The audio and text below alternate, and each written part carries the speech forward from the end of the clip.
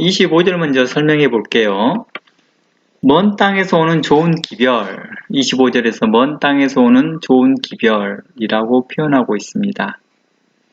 그리고 그 기별은 목마른 사람에게 냉수와 같다고 합니다. 이 본문과 유사한 것이요. 우리가 좀 전에 같은 본문에서, 같은 장에서, 잠언서 25장에서 13절에서 봤던 내용이거든요. 13절 내용이 이렇습니다. 충성된 자는 그를 보낸 이에게 마치 추수하는 날의 얼음 냉수 같아서 능히 그 주인의 마음을 시원케 하느니라 라고 나와 있습니다. 충성된 사자라고 말하는 것은 곧 왕이 그 사람을 보내어서 곧 소식을 받게 될 것을 이야기하고 있겠죠. 근데 그 소식을 가져왔을 때 아마 그 충성된 사자는 좋은 소식을 가져올 것이라 믿는 거죠, 왕은요. 충성되어졌다라고 말하는 것은 왕의 마음을 충분히 이해하고 있다. 왕이 어떤 걸 의도하고 있고 왕이 원하는 것이 무엇인지를 잘 알고 있는 사람을 신실한 종, 충성된 종. 그래서 충성된 단어와 신실한 단어가 같이 사용되고 있습니다. 신실한 종, 충성된 종 같은 의미로 사용되고 있다는 것입니다. 그래서 그 충성된 사자가 그러니까 그 충성된 종이 그 사자로서 다시 오는 것만 해도 그 주인의 마음을 시원케 하겠죠. 멀리에서 그 사자가 오는 소식만 들어도요 마음을 시원케 한다는 것입니다. 그가 또 좋은 소식을 가져올 것이라 믿기 때문입니다. 그런데 거기에 정말 자신이 기대하는 좋은 소식을 들려줄 때에는 정말 그 마음이 시원케 되겠죠. 그래서 여름날에 아니면 추수하는 날에 얼음 냉수같이 능히 그 주인의 마음을 시원케 한다 함과 같이 오늘 25절 내용도 먼 땅에서 오는 좋은 기별은 목마른 사람에게 냉수 같다라고 말합니다. 그러므로 이러한 관점에서 보면 오늘 본문 25절은 거리적인 이유 때문에 그 마음을 시원케 해주는 것이 아니에요. 멀리서 왔기 때문에 그 소식이 멀리서 온 소식이기 때문에 그 마음을 시원케 해주는 것이 아니라 뭐 때문이죠? 그 간절한 마음에 기다리는 사람의 그 간절한 마음에 초점이 있는 것이죠. 그렇죠. 어떤 소식이 거리와 상관없이 오더라도 그 소식이 기쁜 소식이면 그 마음의 그 간절함을 해결해 주기 때문에 시원하다는 거겠죠. 그래서 갈급히 기다리는 마음의 기쁜 소식은 마치 무엇과 같습니까? 목마른 사람에게 시원한 냉수 같다라고 말하는 것입니다. 그리고 기다리다가 지치기도 하지요. 오래 기다리다 보면 지치기도 합니다. 그리고 고난 중에 있는 사람이기도 합니다. 우리가 잘 알고 있는 심청전도 그래요. 심청전이죠. 춘향전도 그러죠. 춘향전도 이몽룡을 기다리고 있는 그 모습과 같이 이해할 수 있습니다. 그래서 이러한 관점 속에서 보게 되면 거리의 문제가 아니라 그 마음을 시원케 해줄 기쁜 소식, 좋은 소식, 또 그 마음에 힘을 얻게 하고 다시 회복게 되는 그런 소식을 말하는 것을 기쁜 소식이라고 하였습니다. 그래서 먼 땅에서 오는 좋은 기별을 이제 또 다른 신약적 관점과 전체적 성경적 관점에서 볼 때는 바로 우리는 구원자이신 예수님 자신이겠죠. 예수 그리스도의 자신을 그분 자신 자체를 우리는 좋은 소식이라고 말합니다. 그리고 그분에게 나와져 있는 그리스도의 복음 말씀을 우리는 가스펠 좋은 소식이라고 표현하고 있지 않습니까? 이러한 관점들은 바로 누가복음서를 기초하고 있습니다. 누가복음서 2장 8절 말씀에 예수님이 탄생하시잖아요. 마국간에요. 그때의 천사들이 목자들에게 전했던 말을 통하여서 우리는 예수 그리스도의 자신이 바로 좋은 소식이라고 말을 합니다. 그래서 천사들이 이렇게 말합니다. 천사가 이르되 무서워 말라. 내가 온 백성에게 미칠 큰 기쁨의 좋은 소식, 이 좋은 소식이 오늘날 가스펠이라는 단어로 표현되고 있죠. 좋은 소식을 너희에게 전하노라. 그러면서 누가복음 2장 9절 11절 말씀에 오늘날 다윗의 동네에 너희를 위하여 구주가 나셨으니 곧 그리스도 주시니라. 구주가 나셨다. 그리스도다. 그러니까 예수 그리스도라는 그분이 구주구나, 그리스도구나. 그러니까 구주가 나셨다는 그 자체만 해도 그들에게는 큰 힘을 얻는 거예요. 그냥 억압과 압제 가운데 있었고, 또 해방의 날을 기다리던 그들에게, 자유의 날을 기다리는 그들에게 바로 눈물을 씻겨주고 그 고통을 잊게 해버리고 다시 새 힘을 얻게 하는 그 소식이었던 것입니다. 그들에게 이렇게 말합니다. 구주가 오셨습니다. 그들은 참으로 큰 힘을 얻었을 것입니다. 우리가 이러한 사항을 마가복음서에서도 또 하나 발견할 수 있습니다. 마가복음 10장 46절 말씀에 사복음서는 서로 중복된 내용들이 많습니다. 그 중에 제가 마가복음을 선택했습니다. 마가복음에서 좀 자세한 내용이 설명되어 있습니다. 46절 보면 저희가 마가복음 10장 46절을 보면 저희가 여리고에 이르렀더니 예수께서 제자들과 허다한 무리와 함께 여리고에서 나아가실 때 디메오의 아들 소경 거지 바디메오가 길가에 앉았다가 이렇게 나옵니다. 여기에는 자세하게 지역 이름과 사람의 이름과 이런 거 구체적으로 좀 설명했습니다. 아마 이 바디메오라는 사람이 후대에 굉장히 영향력을 미친 사람인가 봅니다. 나중에 어떤 사람이 그래요. 이 바디메오가 나중에 12사도 중에 한 사람이지 않았느냐, 어떤 사람은 7집사 중에 한 사람이 아니었겠느냐, 이렇게 유추하시는 분들도 있습니다. 여하튼 이 바디메오가 소경이었습니다. 그리고 소경도 모자라서 이제 거기에 거지였습니다.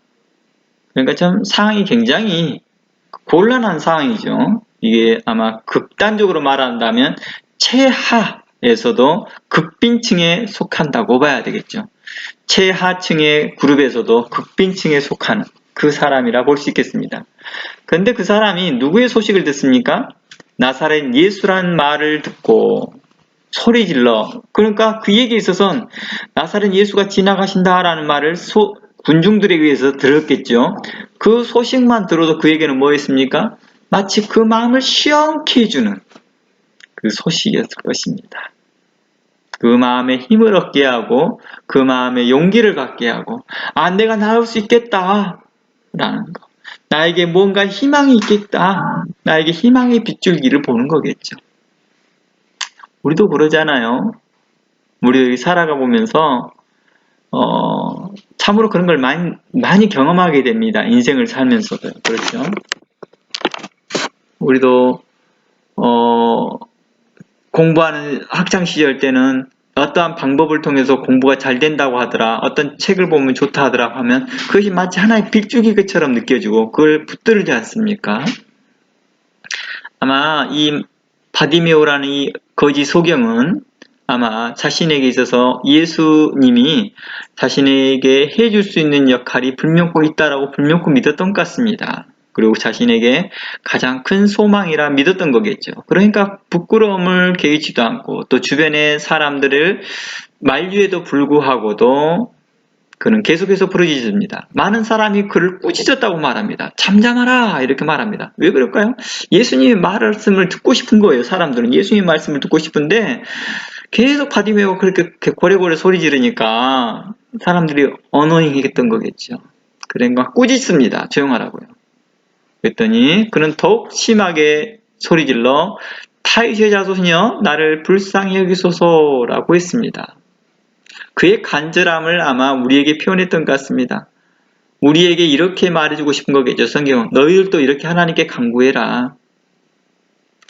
우리가 두 마음을 품는 자에 대해서 우리가 계속 보고 있지만 두 마음을 품게 되면 이렇게 간절하게 부르짖지를 못하거든요. 그렇죠. 우리가 딴 마음을 품게 되면요, 그리고 딴 생각이 있으면요, 우리가 간절하게 부르짖지 못해요. 뭐 되면 되고 안 되면 말지 뭐 이러한 생각을 가지고 있는 사람들은요 결코 이렇게 크게 부르짖지 못하고요. 그리고 자기 자신에게 대하여서 자기 자신이 할 수 있는 모든 전부를 갖다 걸지는 않거든요. 그런데 거지였고 소경이었던 그 사람에게선 잃어버릴 것도 없습니다. 더 이상 잃어버릴 것도 없었던 그에게 이었기에 그는 자신이 가지고 있는 전부를 내걸습니다. 그리고 다윗의 자손 예수여 나를 불쌍히 여기소서라고 합니다. 우리에게 어느 때는 바디메오처럼 아마 위중한 상황이 올 때가 오면 우리가 또 이렇게 하나님께 부르짖을 때가 있을 것입니다. 그런데 문제는 이런 위중한 상황이 있을 때 가장 큰 문제는요. 두 마음을 품은 자들은 결코 이렇게 부르짖을 수가 없다라는 것입니다. 사람은 누구나 바디메오가 아니더라도 누구라도 바디메오 같은 상황에 처해 있다 하면 누구라도 바디메오처럼 부르짖었을 것입니다. 자기의 그 생명을 다하여서라도 불렀을 것입니다. 그런데 두 마음을 품는 자들은요 결코 이렇게 부르짖지 못하더라고요. 49절 예수께서 물러서서 저를 부르사 저희가 그 소경을 부르며 이르되 안심하라 일어나라 너를 부르신다 하매 이제 사람들이 이제 바디메오를 데려오는 거죠. 소경이 겉옷을 내어버리고 뛰어 일어나 예수께 나아오거늘 많은 성경 해석자들이나 설교자들이 이 겉옷을 벗었다라는 것은 옛것을 벗어버렸다, 회개했다 이렇게도 해석하기도 합니다. 물론 그렇게 상징적인 의미에서 우리는 해석되어질 수 있습니다. 충분합니다. 소경이 겉옷을 내어 벗었다라고 하는 것은 당시에 이 겉옷은요 소경에 의해서 전부입니다. 거짓 소경에 있어서는 전부라는 것입니다. 중세 시대까지만 해도요. 중세 시대까지만 해도 그러니까 예수님 시대 이후로도 계속 그랬다는 거예요. 예수님 시대에도 이후로도 계속 중세 시대까지만 해도 이 겉옷이 무슨 역할을 했냐면요. 그때 당시에 살림의 전부인 사람들이 꽤 많았습니다. 살림의 전부인 경우가 많았습니다. 그래서 당시에는 겉옷을 굉장히 비쌌고요. 그 겉옷을 자신의 전부로 살아간 사람들이 많았었거든요. 중세시대 때 영화나 이런 것들을 보더라도 그렇고요. 중세 이전의 시대의 영화를 거나 이렇게 보더라도 이 겉옷은 굉장히 큰 역할을 하더라고요. 아무나 이 겉옷도 걸치고 다니지는 않더라고요. 좋은 겉옷을 가지고 있는 사람일수록 그 부와 권력을 상징해 주더라고요. 아마 이 사람에게서는 추위와 더위와 그 모든 것을 다 감당해주는 옷이었겠죠. 그 옷을 내어버리고 라고 말합니다. 그러니까 우리가 이 사람에게 있어서 이젠 더 이상 기댈 것은 없는 거죠. 단 한 마음으로, 단마음으로 이 주님께 달려가는 것이었습니다. 그리고 자신에게 있어서 그 모든 것을 내어버리고라도 바로 주님을 선택하는 그런 모습들도 우리에게 볼 수 있을 것입니다. 이 사람이 겉옷이 없으면요, 그날 저녁에 추워 죽어요. 아니, 얼어 죽겠죠. 얼어 죽든지, 추워서, 몸이 병이 걸리든지 그러겠죠. 겉옷은요, 누가 살짝만 내려놔도 그때 당시에는 금방 훔쳐가 버려요. 금방 훔쳐가 버립니다. 큰 살림이니까. 그래서 당시에도 중세시대 때는요, 상속을 할 때 항상 겉옷을 상속을 합니다. 그래서 겉옷을 누구에게 줘라? 이렇게 합니다.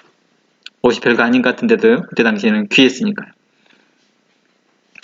50절, 51절. 예수께서 일러 가라사대 내게 무엇을 하여 주기를 원하느냐? 송해에 가로되 선생이며 보기를 원하나이다. 누구라도 그랬을 것입니다. 저나 여러분들 중에서도 소경 바디메오처럼 그런 인생을 살아왔다 하면 모두 다 우리는 보기를 원합니다 라고 말했을 것입니다. 바로 우리가 어느 상황에 때 몰렸을 때 우리는 이러한 일들을 경험하게 될 것입니다. 이제 이것을 우리는 좀 더 구속사적인 관점에서 해석하게 된다면 우리의 구원에 대해서 관심을 갖는 자들, 또 우리 자신의 영혼의 자유함을 얻기를 원하는 자들, 또 억압과 핍박과 고난과 어려움 중에서 해결해지기를 원하는 사람들에게 이러한 동일한 문제를 주님께서 물어보시겠죠. 무엇을 원하느냐? 우리는 곧바로 대답합니다. 네, 그 문제예요. 이 문제 해결해 주기를 원합니다. 예수께서 이르시되 가라 내 믿음이 너를 구원하였느니라 하시니 저가 곧 보게 되어 예수를 길에서 좇으니라. 여기서 길에서 좇으니라 라고 하는가 그가 제자됨을 이야기하고 있었던 것을 설명하고 싶었던 것 같습니다. 그리고 여기서 내 믿음이 너를 구원하리라 라고 하였던 것을 우리가 다시 초점을 두어서 이렇게 말합니다. 이 사람이 다윗 자손 예수여 라고 불렀던 것은 분명코 예수님에 대한 소식을 그 전에부터 들었었고 그가 오면은 언제든지 자기에 가까이 오면 자기를 치료해 줄 거라 믿었던 것 같습니다. 그러기에 그가 한 번 놓치면 두 번 다시 경험할 수 없을 거라고 생각하고 목숨을 다하여 그는 불렀을 것입니다. 우리가 살아가면서요, 성령께서 우리에게 주시는 그 만남들이 있거든요. 성령을 통해서 주시는 만남들이 있는데, 우리는 그 만남들이 또 한 번 있겠지, 또 있겠지라고 생각하는 경우가 있더라고요.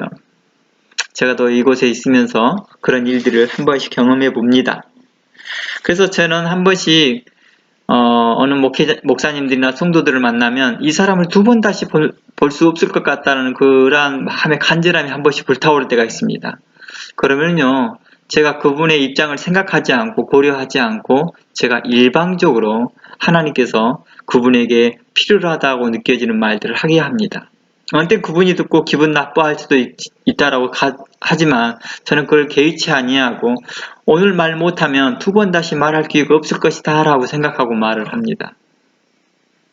원래는 제 성품이 그런 사람은 아닌데도 불구하고도 그렇게 하더라고요. 이게 제가 그분에 대하여서 인격적으로 서로 관계하고 교제하는 것을 우선시 두기보다 그가 하나님과의 거룩한 관계가 되어지기를 바라는 마음이 앞서다 보니 그런 것 같습니다. 그러다 보니 저하고 관계가 불편해져도 괜찮다. 나하고 관계가 불편해져도 괜찮다. 대신 그리스도의 관계와 온전해지고 그리스도의 관계에서 더 나아지기를 바라는 마음에서 제가 그런 말들을 하는 것 같습니다. 특히나 목사님들을 만나면 제가 더욱더 더 강한 말들을 하는 것 같습니다. 특정한 목사님들을 만나면 그런 목사님들 두 번 다시 만날 수 없을 것 같다라고 생각할 때 그렇습니다. 특히 선교지에서 왔다 하든지 특히 이 뉴질랜드로 안식년으로 오셨다는 그런 목사님들 오면 저는 정말 그분들에게 편안히 놀다 가십시오, 편안히 쉬셨다 가십시오 이런 말들을 하지 않고 좀 더 냉철한 말들을 많이 꺼냈던 것 같습니다. 물론 그러한 것들이 제 인격에서 나오지 않았다고 저는 믿습니다. 왜냐하면 제가 평소에 그러지 않으니까요. 그런데 그러한 사항들을 그렇게 하시는 그 하나님을 보면서 저도 감사하고요. 또한 내가 어느 때 이 일로 인해서 어려움이 있다 할지라도 그렇게 할 때가 있습니다. 이 말을 제가 호세아에서 근거했습니다. 바로 호세아에서도 이사야서에서도 너가 나팔 불지 아니하면 너가 말하지 아니하면 그를 책선하지 아니하면 그를 바르게 하지 아니하면 그 피가 너에게로 돌아가리라 라는 그러한 말씀을 기초하였습니다. 계속해서 제가 말해봅니다. 예수님께서는 이러한 관점을 통하여서 예수님께서는 이렇게 말합니다. 내게로 와라. 누구든지 목마른 자들은 내게로 오라. 목이 왜 마르냐? 그 간절한 기쁨의 소식, 간절하게 바라는 당신들이 원하는 그 기쁜 소식, 그 소식을 예수님께서 모두 다 답해 주겠다는 거예요. 모두 다 답을 해결해 주겠다. 모든 답을 주겠다라는 것입니다. 너희들이 내게로 와라. 그 답을 주겠다. 영혼의 문제와 육체의 문제와 너의 정신의 문제와 여러 문제들을 주님께 와서 물어보아라. 그가 다 그 너의 목마름들을 해결해 줄 것이다 라고 말한 것입니다. 그러므로 누구든지 목마른 자는 내게로 와서 마시라. 그럼 그 속에서 영생하도록 솟아나는 샘물이 될 것이다 라고 말합니다. 이곳에서 영생하도록 솟아나는 샘물은 그 안에 무엇과 같습니까? 우리의 삶의 지혜와 같습니다.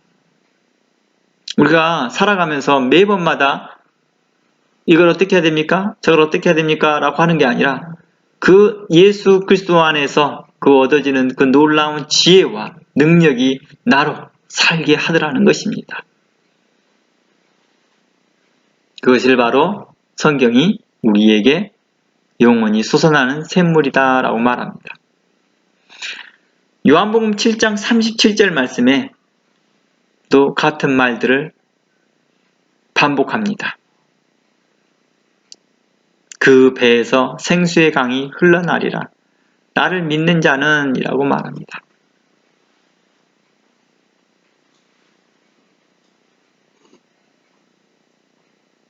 이 배에서라고 하는 말이 아마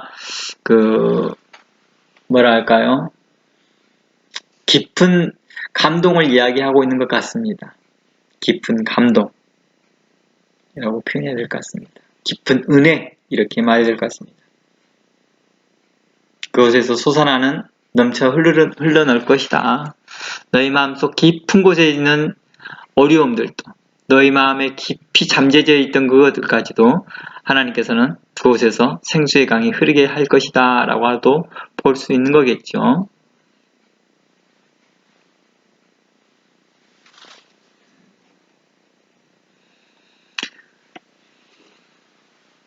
하나님께서는 우리에게 지혜를 주십니다. 그럼에도 불구하고도 사람들은 그 지혜를 의지하지 않는 이유는 무엇일까? 우리는 생각해 봅니다. 우리가 혹시 두 마음을 품지 않았는가 라고 말합니다. 자, 26절 이제 살펴보겠습니다. 의인이 악인 앞에 굴복하는 것은 우물의 흐려짐 같고 샘의 더러워짐 같으니라. 우물과 샘의 차이는 무슨 차이인지 알겠죠? 우물은 사람들이 파내는 것입니다. 파서 만들어진 걸 우물이라고 그래요. 그리고 샘은 자연스럽게 만들어진 곳을 샘이라고 말합니다.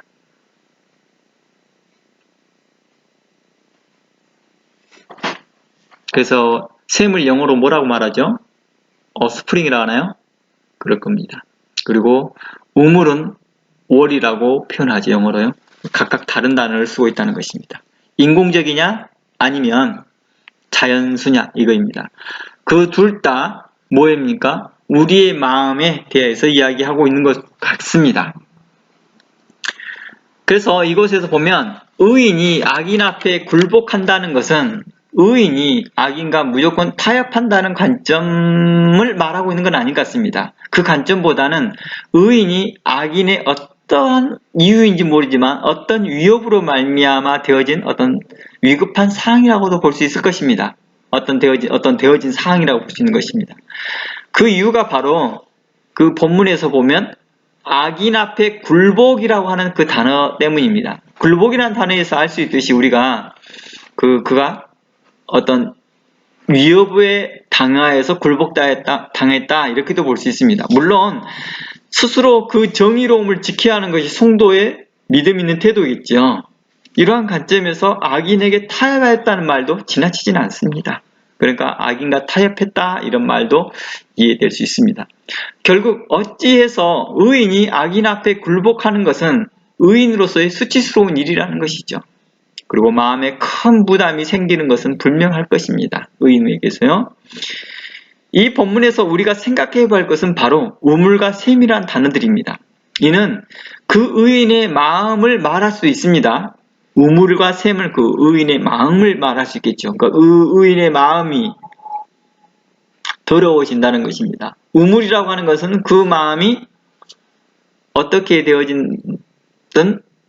되어지든 간에 그곳에서 불명코 정결한 물이 나왔던 곳이었을 것입니다. 샘도 마찬가지 정결한 물이 나왔던 곳일 것입니다. 그런데 그곳이 더러워졌다라고 표현하는 것입니다. 그런데요, 이것을 좀 더 넓게 이야기해 볼까요? 좀 더 넓게 이야기해 보면 이건 한 개인의 마음에서부터 더러워짐으로부터 시작되어진 것이 넓게는 공동체 전체를 이야기할 수 있습니다. 우물과 샘을 개인의 마음으로 말할 수 있지만 또한 공동체로 말할 수 있다는 것입니다. 우물과 샘이 더러워졌다고 하잖아요. 그러니까 이렇게 봅니다.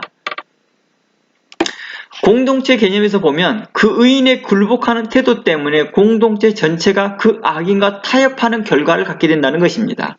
우리가 일반적으로 그러지요. 왕이 굴복해버리면 어떻게 합니까? 그 나라 그 백성이 바로 그 다른 나라에 의해서 공격하는 그 나라에서 굴복당하고 다 그 점령당하잖아요. 그런 관점 속에 이해해 보면 될 것 같습니다. 그만큼 공동체는 지도자나 의인의 태도에 민감함을 말해주고 있는 거죠. 공동체적인 관점에서 본다면요.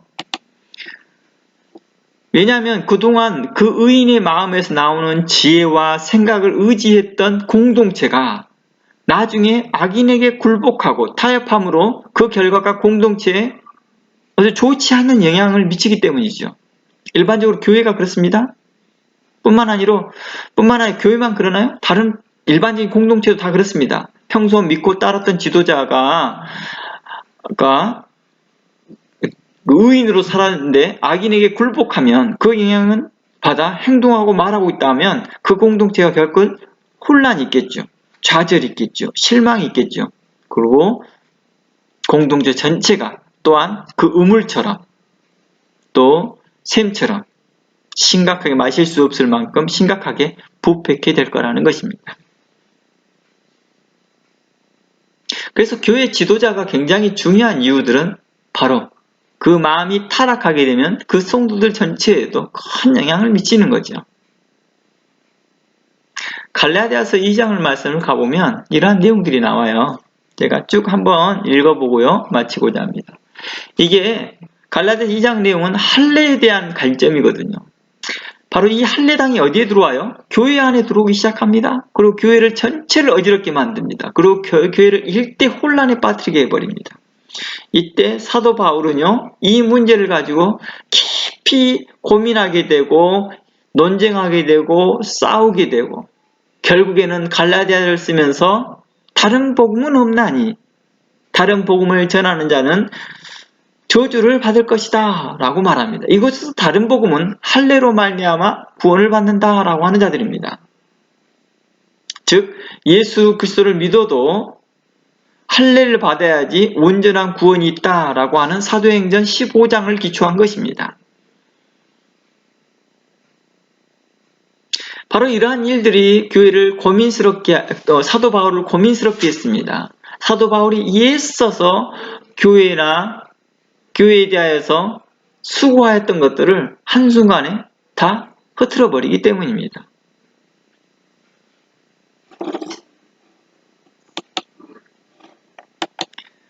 그래서 갈라디아서 2장을 말씀 보면 그러한 내용들을 들어옵니다. 4절 말씀에 이는 가만히 들어온 거짓 형제 까닭이라. 저희가 가만히 들어온 것은 그리스도 예수 안에서 우리의 가진 자유를 엿보고 우리의 종으로 삼고자 함이로다. 우리를 종으로 삼고자 한다는 말은 바로 율법 아래에 있게 하겠다는 뜻입니다. 우리는 그리스도 예수 안에서 자유로워졌는데 라고 말합니다.